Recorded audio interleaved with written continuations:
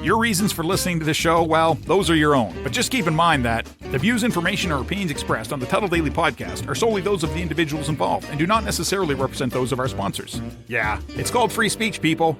Nobody's forcing you to listen. Get ready for your daily dose of Tuddle. The all-time greatest intern/producer we've ever had, of course, Tuddle. Tuddle in Florida. From the Hobo Fish Camp, It's the Tuddle Daily Podcast. No wonder nobody likes you, Tuddle. Everything's a goddamn debate. Welcome to another edition of the Tuddle Daily Podcast. Hope you guys are having a great day so far. Go to my website, Tuddle.net.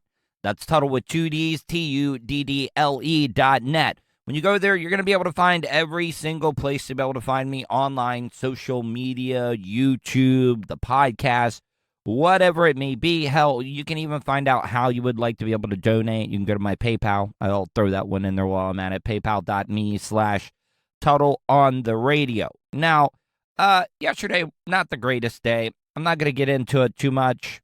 I try to do fun radio for you guys. Yesterday was a very hard day. I mean, we all are all going to have to go through it one day. But yesterday, my mom and myself and my uncle, we had a long meeting with the doctors and the people at the hospital. And there's really nothing else that they can do for him. Both his kidneys are failing, and my mom actually signed a DNR. And if you guys don't know what that is, that's do not resuscitate. And that is kind of a hard pill to swallow. It is, because it's kind of like you're throwing in the towel. They've already set. Well, you are throwing in the towel. They've already set up a hospice. And, you know, like, I want my dad to be okay. Of course. I want him to be better, but it's just not in the cards. And I want it to not last forever. I really don't. I mean, I just wish that, you know, if you knew that, like, hospice is just a way to drain more money. Yeah, I know that they do good and stuff, but, I mean, can't we just, like, you know, that first pain medication you give him, maybe you accidentally, you know, give him a little too much? Because I'm telling you right now, I want to go out on a high. I want to go out on the best high. Just spike me up with the fentanyl, baby. Let's do this. Let's get this show on the road. But they're not going to do that. He's probably going to sit in there probably for a week and a half. I'm gonna still go and visit every day, but man, it really fucking sucks. It does. Like I said, I know that we all have to go through this one day. All of us. That's the one thing that puts us all together, puts us all on level ground, and that's death. It's all coming for us one day, and we all gotta pay the piper one day. So, yeah, there's that. Anyways, one of the first stories I wanted to get into, and I find this very, very interesting. And, of course, it is in Florida. Got to take off my glasses so I can actually read this as well, too. A high school edited yearbook photos to hide the girl's chest. Students and parents are furious. Last week, Bartram Trail High School in St. John's, Florida, a public school about a 30-minute drive from Jacksonville, released its yearbook, and Riley O'Keefe was eager to see her photo. The 15-year-old freshman immediately noticed something was amiss. O'Keefe initially laughed off the picture, which had been altered to lift her neckline, until she turned more pages and noticed more obvious edits, with some bordering on cartoonish side. I couldn't believe they printed those and thought it was okay, she told the Washington Post in an interview. I started to get really upset and angry. The school is looking through children's photos and looking at their chest. Yeah, I would like to know, was this a dude or a woman that was going through and looking at all these, like, high school girls' chests and stuff? O'Keefe and her sister, a sophomore at the school, didn't get the worst of the pictures of who's dared to wear patterns that day were marred with changes that looked like something out of a Minecraft or work of a first grader, Stephanie Fabry, O'Keefe's mother, told the Post. The students and guardians are furious that the pictures of 80 young women were altered, leaving teenagers feeling embarrassed and ashamed while their parents demanded answers and change. Okay, this, I don't know, people. Like, I really don't. All right, two things. All right. Are high school yearbooks like Playgirl, like a very, very cheap, laid-back version of Playgirl or Playboy for like pedophiles or pedophiles, whoever's listening? If you're listening across in the UK, it's pedophile. Here in America, it's pedophile. But yeah, like are they all just rushing to get? Oh my God, I got to get this year's edition of the high school yearbook. No, oh damn it, I can't look at these anymore. They've covered up all the girls' chests. Yeah, I know Florida is kind of a little bit of a sick state, but are we really that bad that we have to edit the chest photos of a bunch of high school students? St. John County School District Superintendent Tim Forson said in a statement that the student picture situations didn't have sufficient review of the steps taken before the decision was made to edit some students' pictures. Certainly, there has never been an intent to embarrass or shame any student for the clothes that they wear, he said.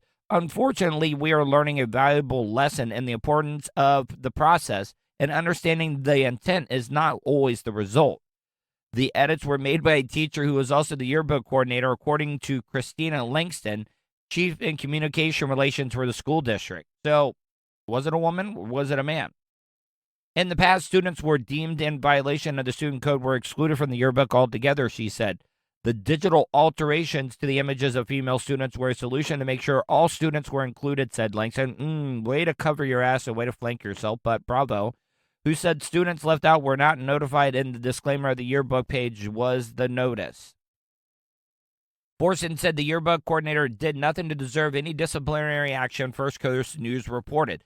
The outcry from the community isn't the first time the school's dress code has drawn attention.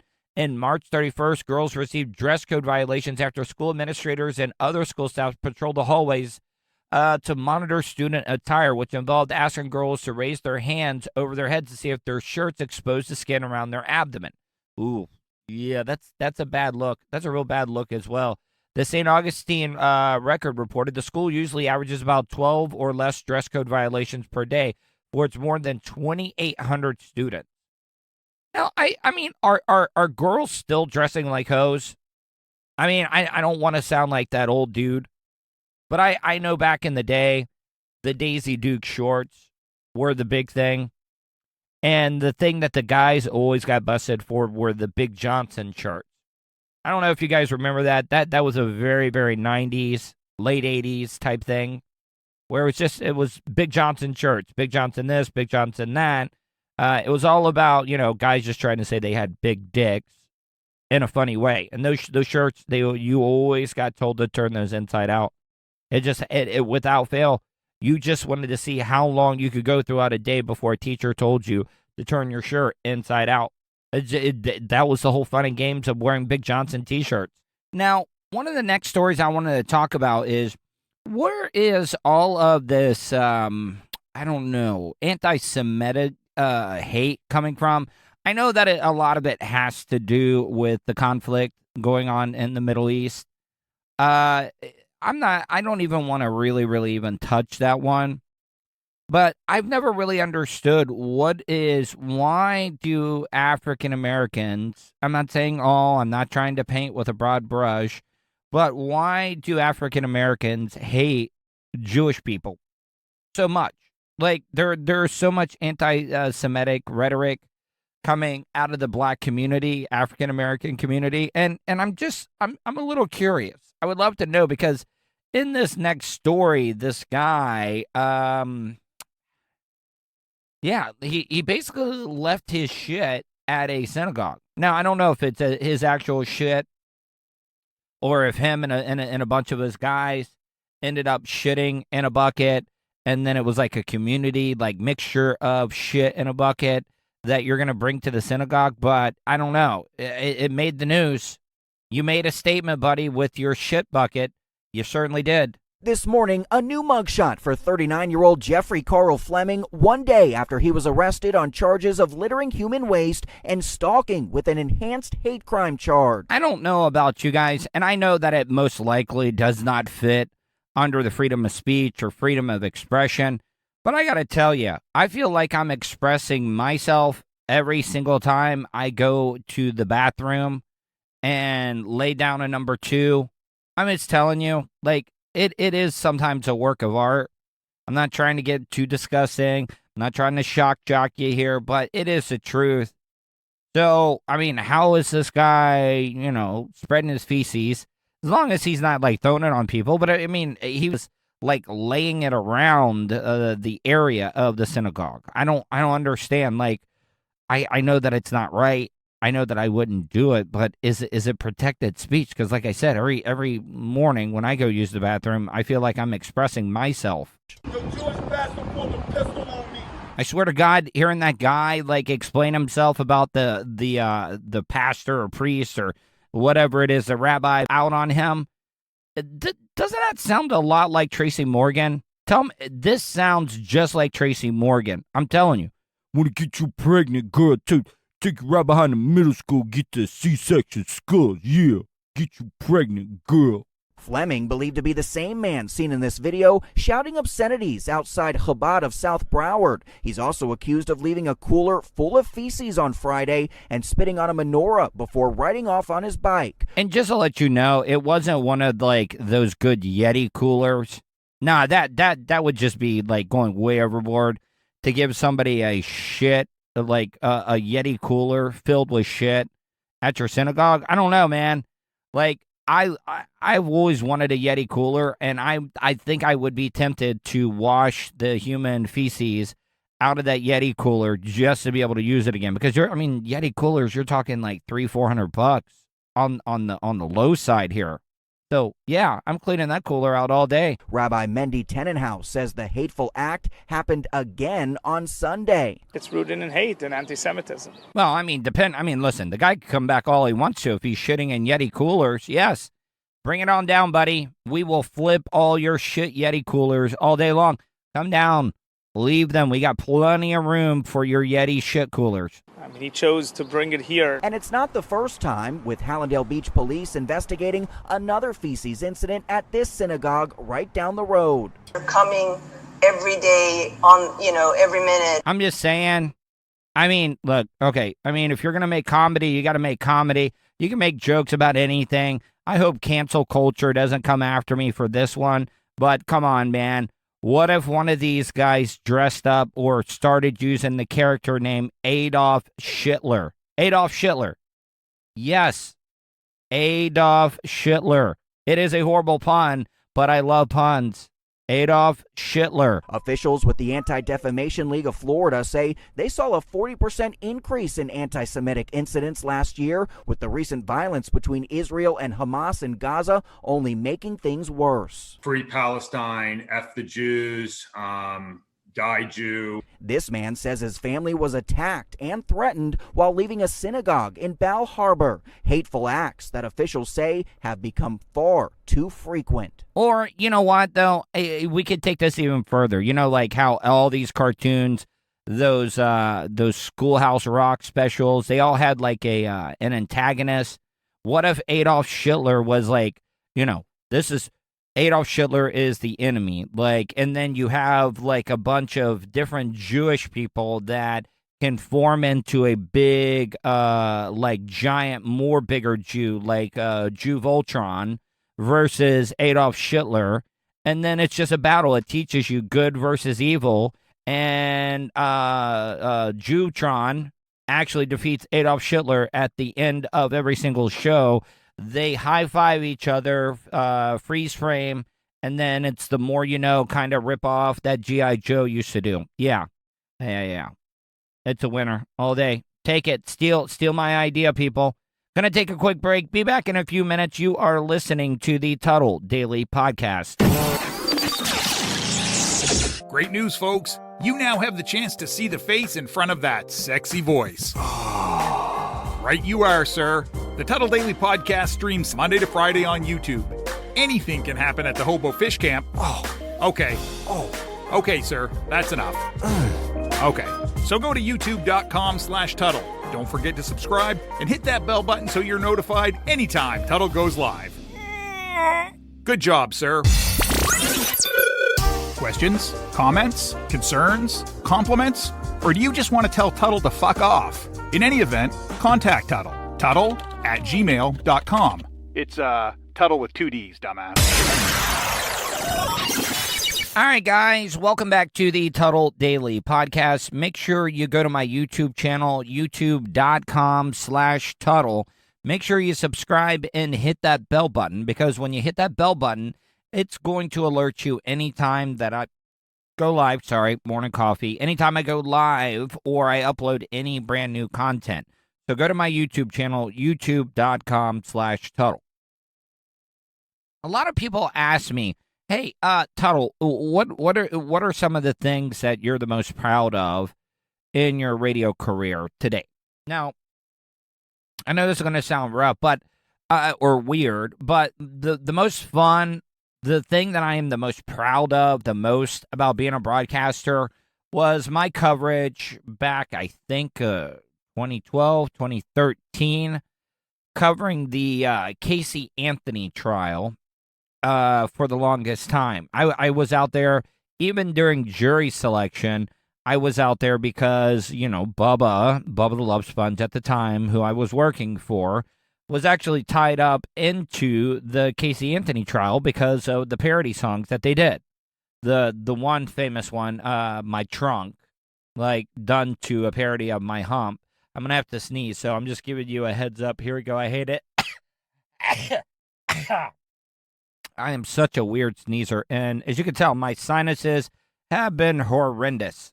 Been absolutely horrendous. Anyway, so I was out there covering the Casey Anthony trial for the Bubba the Love Sponge show, the Bubba Radio Network, at the Orange County Courthouse for almost a month and a half during the whole thing while it was going on. And I got to tell you, I got so much attention. I made so many connections with all the local reporters out there, Steve Barrett, Greg Warmoth, every single one of the big-time reporters were down there on a daily basis covering it. You guys don't realize this. Not only was it one of the biggest stories ever to hit Central Florida, the Orlando area specifically, this was also a humongous national-wide story. I mean, you had Nancy Grace, Jane Velez Mitchell, you had all the big dogs in town, in Orlando, every single day. Hell, matter of fact, it probably helped out with tourism. Because I remember, every single morning, people would be fighting. Literally, when I say fighting, I'm not exaggerating. They would be fighting over seats to be able to sit in the courtroom, to be able to watch part of the trial. So that's how bad it was. But the reason that I'm bringing up the Casey Anthony stuff is because there is a news story coming out, and what really, really has me suspicious is that, we all knew that Casey Anthony was eventually going to resurface. She had to wait. You just can't kill your kid. And I know she was acquitted of it, so you really can't say that. I could get sued. But what I'm trying to say is you just can't kill your kid and then pop your head out immediately. You got to plan this out perfectly. You got to be able to figure out, all right, so how long is long enough for me to actually walk down the street without people throwing feces at me, in the last story that I talked about. And I think she's waited long enough because I really think that there is something on the horizon. I don't know if it's a new career, a new reality TV show, because come on, people, all you people at the end of the trial that were like, I'm not going to buy a book, I'm not going to do this, I'm not going to do that of it. Yeah, well, guess what? If Casey Anthony got a because I heard she's wanting to be a bail bondsman or a private investigator or something. Could you imagine a reality TV show with Casey Anthony investigating stuff? Because what if she is one of the best private eyes out there? Because she literally got away with murder, people. So, she would know all the tips and tricks to be able to get around things. That's why I say this next story is like, it's not even news, but it's one of those things that they're going to just shoehorn in to be like, oh my God, I forgot about Casey Anthony. Wait a minute. She's got a reality TV show. Oh my God. I gotta set this up as a timer on the DVR. Honey, yeah, you know that bitch in Orlando? Yeah, she got reality. Oh, record it. So, yeah, this is why this next news story I'm about to play sounds a little suspicious. And you denied a heated exchange between Casey Anthony and another woman ended with police being called to a West Palm Beach bar. And if I'm just being honest, we all know that this is like one of Cheney Mason's side chicks, probably. It probably wasn't even an argument. Cheney, the Colonel Sanders looking motherfucker, the one that wrote about me in his book, called me a media jackal.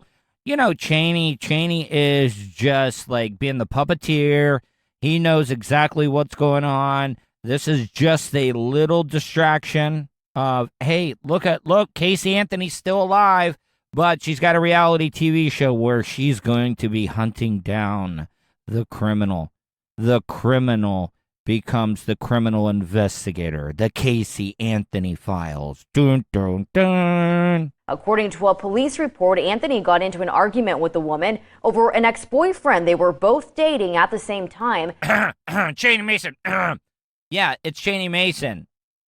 Cheney Mason is the man. He had this all planned out. He saw this whole thing like it was the Queen's Gambit. He's already a couple of moves ahead of you. He's like, hell yeah, I'll help out Jose Baez, get this murdering bitch off, and then I'm going to have her move in with me, and then she is going to be my little retirement plan. We're going to lay low. She's going to spend all of her time down in West Palm Beach with me in a private area. I'll be getting some of that Casey Anthony ass. Hell, who knows? Casey's been laying so low. She could have already been a mother a couple of times over. Those babies probably came out with a big gray beard immediately. I'm just saying, who knows? At one point, the woman allegedly spilled water on Anthony, and that's when police were called to that bar. No one was arrested or charged. Anthony received national attention after she was charged and later acquitted in the death of her daughter, Kaylee. See, that's the thing about it, is a lot of you people that don't work in the media, that don't know how the whole game is played, you guys are like, oh my God, did you hear about Casey Anthony? No, this was all set up. This was all pre-planned. Mark my words, there is some big Casey Anthony announcement coming right around the corner. It will be. Mark my words. I will take any bet from it, because I'm telling you right now, that is exactly what is going to happen. Casey Anthony is going to be announcing some new project, some little like side hustle that she's got working on, and it's all going to be set up by this. Oh my God, another woman spilled water on me. Unless it was holy water, I don't understand what it could hurt. Before I go to break, the last news story that I wanted to talk to before I go into the last segment, I've actually heard some other radio hosts use this phrase that guilty people don't kill themselves. Guilty people don't commit suicide. Yeah, I gotta disagree with that one, because there's a lot of false accusations that are made towards other people. I'm not just going to just say men, but let's say men in general, okay? They get accused of sexual assault, rape, whatever it may be, and it's a horrible crime. It does happen, but you also got to understand that people make false accusations. And as a man, especially here in the United States, once you're accused of something, and even if you are found innocent, your name is still tarnished. Your name is definitely still mud. And I don't know if a lot of people understand where that whole term, your name is mud, came from. The doctor that actually helped John Wilkes Booth after he broke his leg, assassinating President Lincoln. The doctor's name was Mud. So that's where the whole term, your name is Mud comes from. I know I'm not trying to be a Mr. Know-It-All, but anyways, What I'm trying to say, though, is that the guy, Dr. Mudd, did not even know, like, who he was helping out. He was just a doctor helping out a guy that broke his leg, but ended up, he helped the guy that assassinated the president that freed the slave. So, yeah, okay. Yeah, that's where that whole term comes from. But I also wish that more of these people did stuff like this, because whenever you have a sting set up where cops are doing these sting operations, trying to stop pedophiles, sexual predators, whatever you want to call them, to make yourself feel better. But, you know, they are predators. They are nothing but predators. They prey on the lives. They prey on all the things that could have been in a child's life that they completely fucking took away from them. Because you are a sexual deviant that, you know, doesn't know better to keep your hands off of kids. So, yeah, the world would be a way better place if some of these people that were caught red-handed would just take care of themselves just like this. I'm just saying. A teacher arrested last week for soliciting nude photos of minors online is dead. Investigators tell us he took his own life. Kind of ironic that he's a history teacher. Maybe somebody will learn from this guy's history and stop trying to pick up little kids. Stop soliciting for photos of minors. Stop being a sicko. Because people like you, this is the reason why our younger generation is so messed up. Because the older generation just comes in and just feels like they have all access to be able to do what they want to minors. No. Good. I'm glad this asshole killed himself. I mean, he was caught red-handed, so there's no wiggle room. There is no false accusations here. This guy got caught. This guy did us all a favor by swallowing a couple of bullets. I swear to God, I hope he blew his head off. And that's exactly what we need. There is no rehabilitation for these people. You know, everybody wants to talk about chemical castration and how that works. You know, you could cut off their balls and dicks. They are still it's a power ploy. It's a power play. 9 times out of 10, it's not even a sexual thing. It's all about having that control, and they still can have that control without their dick or balls. Anthony Peace taught history at Strawberry Crest High School and was a former wrestling coach there. Last week, he was arrested. See, that makes it even more sick that he was the wrestling coach. Because, you know, like, he was like, hey, Billy, you're not hitting that crossface completely. You're not arching your back enough while the guy's trying to pin you. Here, let me show you how it's done. And it was just a whole ploy so he could rub his, like, just dirty old pedophile dick all over these kids while he was wrestling and trying to show them wrestling moves. Jesus Christ almighty. These pedophiles are just as bad as some of the terrorists out there. They are patient. They will do whatever it takes to get to their goal, and that is rubbing your dirty dick all over a minor because you want to show him some wrestling moves. You know what? I'm sorry. I'm not trying to give the guy any props, but kind of brilliant. It is pretty fucking brilliant if you're a pedophile or pedophile to be able to become the wrestling coach.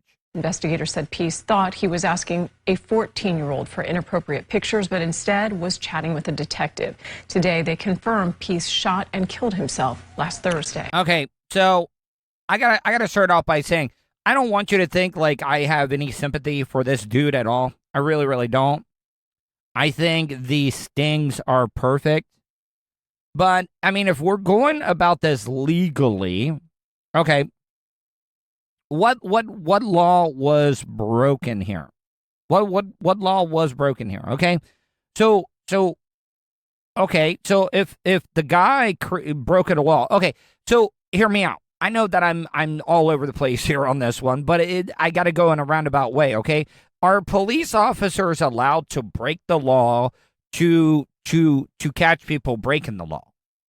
That's my only question there. Okay, so the guy really was not talking to a minor. He was talking to an adult officer that had some pictures of underage people. So isn't the police officer breaking the law by sending underage pictures of somebody, or are they pictures of somebody that is of age that looks underage? Is that how they get around it? But then also at the same time, you're still not trading child pornography at that point, right? So isn't it a little bit of a catch-22? Number one, you're not really talking to a minor. Number two, I don't think that the police can actually send you pictures of a minor because that is breaking the law. And then you just can't send pictures of somebody that is overage, that looks underage, because that is still not breaking the law. So what I'm trying to say is, like, I'm glad that we're getting these type of people off, but also at the same time, what laws, what crimes were committed during this sting operation? And if any of you guys out there know, look, I don't want you to think at all. Listen, I'm a survivor of childhood trauma. And I say we need to throw these sick motherfuckers all away. These pedophiles, depending on if you're listening in the UK or here in the United States. But what I'm trying to say is that it is a very, very slippery slope of how is this legal? I would like to hear from you. If you could email me, Tuddle@gmail.com. That's Tuddle with 2 Ds, Tuddle @gmail.com. Or leave me a voicemail, 407-270-3044. Once again, that is 407-270-3044. Gonna take a quick break. Be back. Last segment of today's show. You are listening to the Tuddle Daily Podcast. Orlando Weekly, Best of Orlando. Write the Tuddle Daily Podcast in the category for Best Podcast Not on the Radio. Visit Tuddle.net, where you'll find a direct link, so you can't complain that it's too complicated. And if you don't live in Orlando, no problem. If you're a supporter of the show from anywhere around the world, you can vote too. Wish you could have just flown and had your vehicle arrive a day or two later so you can enjoy more time doing what's important to you? Well, you can. Just give Starfire Transport a call. Let the professionals do the driving while you're flying. Starfire Transport specializes in RV and auto transport. They'll also haul watercraft from boats to PWCs, cargo trailers, and more. Service available throughout the continental United States. So don't wait. Call Brian today at 574-349-4193 or 989-751-6106 for your next move. 10% off for veterans past or present. Also, make sure to tell them Tuddle sent you for an additional discount. That's Starfire Transport. Want to support the show? Go to paypal.me/Tuddle on the radio. All right, guys, welcome back to the Tuddle Daily Podcast, the last segment of today's show. If you'd like to reach out, there's a couple of ways you can do that. You can email me, Tuddle@gmail.com, or leave me a voicemail, 407-270-3044. Once again, that is 407-270-3044. All right, so I want to get into this last news story. Now, I don't understand, like, how this would happen. I don't even know, like, if this is even a real news report, because there's becoming so many of these offshoot, like, news websites and stuff. So you never know, like, what is real or not real. But I guess that there was this email blast that was sent out. And you want me to be honest? If this was a hacker or an inside job and somebody at Walmart. Well, anyways, here, let's play the story. And then I will get into breaking it down for you people. Walmart is in hot water after a racist email blast went viral. Walmart shoppers received an email blast with the phrase, "Welcome to Walmart, N-word." All right, so there's so many things I want to say. Okay, for number one, this is the news. This is the news, okay? The news should never be censored. The news should never be edited. We should let it rip, okay? So, like, oh, I don't want to hear the N-word. No, guess what? It's a part of the news story. I think people really, really need to know what's going on. Number two, it's like, all right, so if I'm just being honest, and I know that I'm speculating on this, but I could almost guarantee you that whoever, if this was an employee, an inside job, it was a minority that most likely sent this out. Because, look, I mean, come on, it's funnier.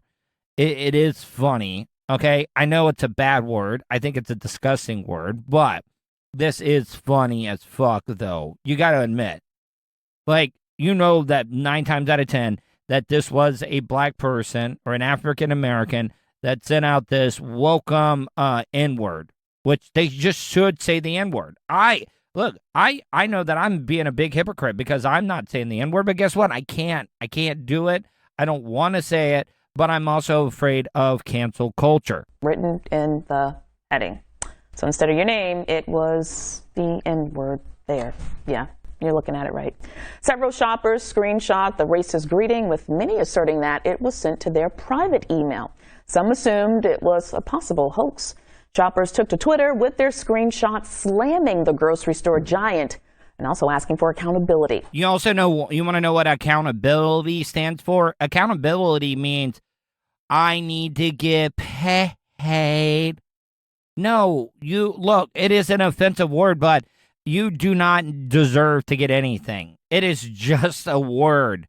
Yeah, I mean, if you want to hurt somebody, hurt Walmart. Do not buy their stuff. Do not like go to their place. Do not buy stuff off of their website if you're so offended. But it does not give you the right to get paid. What does it hurt? I know that it's a bad word, people. It is a horrendous word. But do you deserve to get paid for it because it was a joke that most likely was sent out by a minority employee that works at Walmart? No, you don't deserve a goddamn thing from that. I'm sorry. I am sorry. Now, BNC has reached out to Walmart for comment. They have yet to respond. As soon as they do, we'll bring it to you on air and, of course, online. I don't know where you guys live at, but Walmart and Florida, especially Central Florida, the white people are the most embarrassing thing ever to come out of Walmart. Like, I mean, come on, people. I'm just being honest. I mean, I wouldn't be offended if I got an email that was like, "What's up, cracker ass, cracker motherfucker? Yeah, welcome to Walmart, bitch. What would you like?" I'd be like, "Hell, hey, honey, Walmart's actually kind of like trying to get our business. They said, 'What up, white people? What up, cracker?'" Yeah, no, I would not be offended at all if that ended up happening. And I'm also not going to sue. See, everybody's looking for a payout. Everybody is wanting to be offended. Everybody's looking for that slip and fall accident. You know, nobody likes pain, but then they'll see somebody, "Oh, man, Dan Newland got me $775,000 because I slipped on a wet floor. Dan Newland, thanks, Dan." No, everybody's like, "Man, I wish I would have been that bitch that slipped and fell in that convenience store because I'd be getting like $776,000. No, nobody wants to earn anything anymore. Nobody wants to get things through hard work. They just want to be a part of an accident or whatever it may be just to get paid. I mean, that kind of seems like the common theme of pretty much every single news story that I talk about now. So, anyways, guys, hope you guys enjoyed today's show. I'm going to try to get out and do something fun. I'm going to try to get out and do something for me. I am going to treat myself. Treat yourself. You got to treat yourself every once in a while, because if you don't, you're going to go crazy. Anyways, guys, hope you enjoyed today's show. Hope you guys all stay safe, and I will talk to you tomorrow. And that's the show for today. Thanks for listening to the Tuddle Daily Podcast. Hey, don't be a dickhead. Do us a favor. Like, share, and subscribe to the show. Also, check out the Tuddle category at 315live.com. The Tuddle Daily Podcast is brought to you by Starfire Transport, StitchYouUp.com, and PocketPairClub.com. Special thanks to show producer Vulture and co-host Sirach. Show voiceover services brought to you by jcvoiceover.com and The Little Cheese Show. Download and subscribe to The Little Cheese Show everywhere podcasts are found. If you want to help support the show, go to paypal.me/Tuddle on the radio. You have something you want to say? Tuddle@gmail.com or leave a voicemail at 407-270-3044. To follow all Tuddle social media, go to Tuddle.net. That's Tuddle with 2Ds.net. Thanks again for all your support, and we'll see you tomorrow on the Tuddle Daily Podcast.